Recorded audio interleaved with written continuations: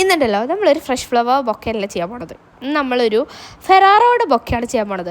നമ്മൾ ശരിക്കും ഞാൻ പറയുകയാണെങ്കിൽ ഫ്രഷ് ഫ്ലവർ ബൊക്കറ്റും ആർട്ടിഫിഷ്യൽ ഫ്ലവർ ബൊക്കറ്റും പല തീംസിലുള്ളതും പിൻട്രസ്റ്റ് ബൊക്കറ്റ്സ് അങ്ങനെ കുറേ നമ്മൾ ചെയ്തിട്ടുണ്ടെങ്കിൽ ഇതുവരെ ഒരു ഫെറാറോയുടെ ബൊക്കെ നമ്മൾ ചെയ്തിട്ടില്ല. ഞാൻ ചെയ്തിട്ടില്ല ഗൈസ്.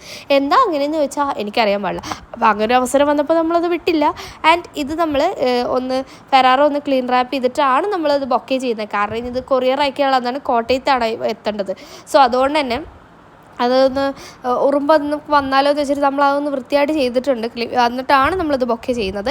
ആൻഡ് ഇന്നുണ്ടല്ലോ ഞാൻ എല്ലാ ദിവസവും ഓരോരോന്ന് പറയാറുണ്ടെങ്കിലും എങ്ങനെയാണ് നമ്മൾ ഇതിലെത്തിയത് എന്ന് ഇതുവരെ പറഞ്ഞിട്ടില്ലല്ലോ. അപ്പം നമുക്ക് അതിനെക്കുറിച്ചൊന്ന് കേട്ടോക്കാം. ജസ്റ്റ് വെറുതെ ഇരിക്കാൻ നിങ്ങളൊന്ന് കേട്ടോക്ക്. ആൻഡ് ഫസ്റ്റ് എൻ്റെ ഒരു കസിനുണ്ട്. അവളുടെ ബോയ് ഫ്രണ്ടിന് കൊടുക്കാൻ വേണ്ടി, ഇപ്പോൾ പുള്ളി അവളുടെ ഹസ്ബൻഡായി.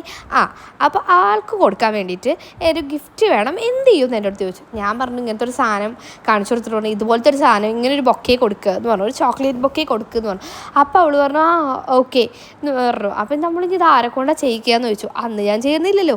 അപ്പം ഞാനും ഇത് ആലോചിച്ചു. എന്നിട്ട് ഞാൻ അവളുടെ അടുത്ത് പറഞ്ഞു നമുക്ക് തന്നെ ചെയ്യാമെന്ന് പറഞ്ഞു. അപ്പോൾ അവളിനോട് പറഞ്ഞു ഞാൻ സാധനം വാങ്ങിച്ചു തരാം, എനിക്ക് പക്ഷെ ചെയ്യാൻ അറിയില്ല എന്ന് പറഞ്ഞു. ഞാനും എനിക്കിതൊന്നും അറിഞ്ഞിട്ടില്ലല്ലോ, എന്നാലും ഞാൻ പറഞ്ഞു അത് നമുക്ക് ചെയ്യാം സെറ്റ് എന്ന് പറഞ്ഞു. അങ്ങനെ ഞാൻ കുറച്ച് വീഡിയോ ഒക്കെ കണ്ടിട്ട് വേണ്ട സാധനങ്ങളൊക്കെ വാങ്ങിച്ച് കഴിഞ്ഞിട്ട് നമ്മൾ ഈ സാധനമൊക്കെ ഇവൾ വാങ്ങിച്ചതിൻ്റെ കൂർക്കം വലിച്ച് കിടന്നുറങ്ങാൻ തുടങ്ങി. ഞാൻ പിന്നെ രാത്രി കുത്തിയിരുന്നത് എന്തൊക്കെയാണ് ചെയ്ത് ആദ്യമൊക്കെ ചെയ്യുമ്പോൾ ഒന്നും ശരിയാവുന്നുണ്ടായിരുന്നില്ല. ബട്ട് എന്നാലും നമ്മുടെ കോൺഫിഡൻസ് കൊണ്ട് നമ്മളത് ചെയ്ത് തീർത്ത്. അങ്ങനെ നെക്സ്റ്റ് ഡേ മോർണിംഗ് ആയപ്പോഴത്തേക്ക് വാപ്പയൊക്കെ കണ്ടപ്പോൾ ഇത് കൊള്ളാലോ, തരക്കേടില്ലല്ലോ, അങ്ങനത്തെ ഒരു സാധനം പറഞ്ഞു. അപ്പോഴാണ് ഞാനും നോക്കുമ്പോൾ കാണാനോ രസമൊക്കെ ഉണ്ട്. പക്ഷെ അന്ന് ഞാൻ വീഡിയോ ഒന്നും എടുത്തിട്ടുണ്ടായിരുന്നില്ല. ജസ്റ്റ് അതിൻ്റെ ഒരു 2 ഫോട്ടോ എടുത്തിട്ട് എനിക്ക് ഞാൻ ഇങ്ങനെ വരച്ചു കൊടുക്കുമായിരുന്നു. അപ്പോൾ അതിൻ്റെ ഒരു ഇൻസ്റ്റഗ്രാം പേജ് ഉണ്ടായിരുന്നു. അത്ര ആക്റ്റീവ് ഒന്നല്ലായിരുന്നു. അതിനകത്ത് തന്നെ ഇട്ടു. അത് ഇട്ട് കഴിഞ്ഞപ്പോഴത്തേക്ക് 2-3 പേരായിട്ട് ഇത് ചെയ്യുന്നുണ്ടോ, ഇത് കൊള്ളാലോ അങ്ങനെ പറഞ്ഞിട്ട് 2-3 ഓർഡർ ഇങ്ങനെ വന്നു. അങ്ങനെ മെല്ലെ മെല്ലെ പിന്നെ ഞാനത് ഓൺ വോയിസ് ഒക്കെ ചെയ്യാൻ തുടങ്ങി.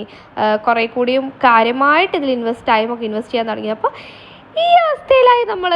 അപ്പം ഈ ഫെറാറോയുടെ ബൊക്കയുടെ ഔട്ട്ലുക്ക് എങ്ങനെയുണ്ട്, നിങ്ങൾക്ക് ഇഷ്ടപ്പെട്ടോ? അവർക്ക് ഇഷ്ടപ്പെട്ടിട്ടുണ്ട്. അപ്പോൾ അത്രയേ ഉള്ളൂ.